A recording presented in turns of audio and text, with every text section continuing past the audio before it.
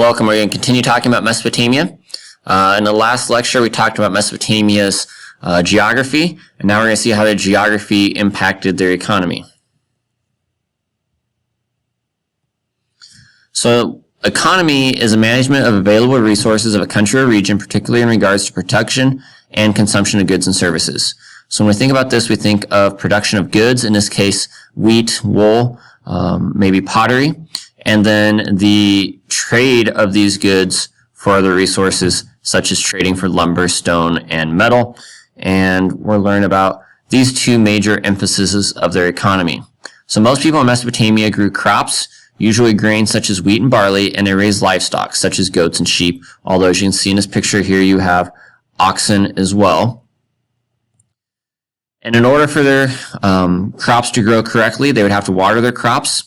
And they found ways to use irrigation to improve crop yields, protect themselves from devastating floods, and to give themselves water during times of drought.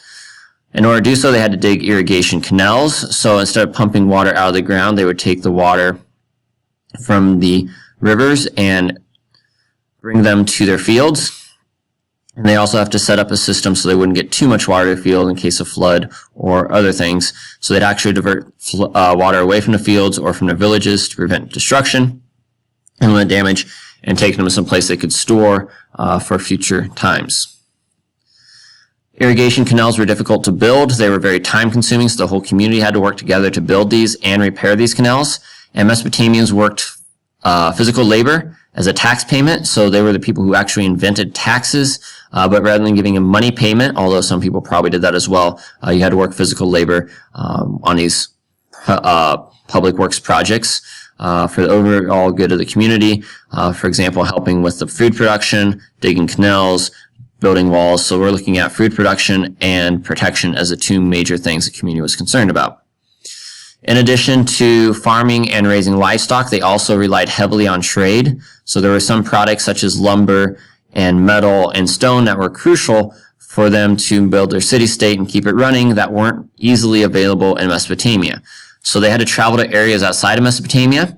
There were two major things they used. One was a wheeled cart, and the other one was a boat. So they used a wheel and made wheel carts, and even had leather tires for transporting goods and people, and they built roads to travel on, and they could travel in other places near Mesopotamia or neighboring villages for this, but long journeys would be very difficult with the technology they had. For long journeys, they would use sailboats, and these are boats with sails that would use wind power to guide them and make them move faster, and they were able to navigate using the stars. They even made it as far away in the east as India.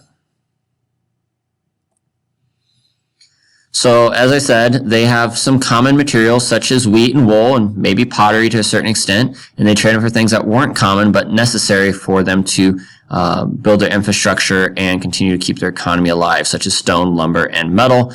Metal they would need for the military. Similar to today, if you traded outside your area, you'd have to pay tariffs, which are big fees for that. So you would get money if you're trading with someone else, but if they trade with you, you would actually lose money or vice versa. So economic records were one of the earliest ways to keep track of writing and trade. So they used tokens for economic records early on. This is record keeping. They keep track of agricultural production. They keep track of trade. And you can see these pictures here on the right are of different products. So one might represent wool or wheat, and the different shapes all represented one unit of one product. So you'd have one unit of wool, another might be one unit of wheat, and they were made out of clay, and they were obviously different shapes. They kind of use them as counters, so they weren't actually a currency. They're basically three-dimensional representations of a particular product, so you keep track of what was going on, and then eventually they're going to develop writing, which is a two-dimensional representation of tokens drawn and sketched into a clay pad, like you see here, that allowed them to keep track of their business transactions, such as agricultural production and trade. Eventually they're going to write down their history, their customs, and traditions using the same thing. Eventually, they have literature. The Epic of Gilgamesh is considered one of the oldest written stories of all time. They also wrote down laws of code, such as the Code of Hammurabi, which we're talking about later on. This led to advancements in math and writing in math. So they use a similar thing today, and you can actually see them here counting and doing math on this form here. And they have their own system of numbers, which look a little bit like a cross between Roman numerals and just markings.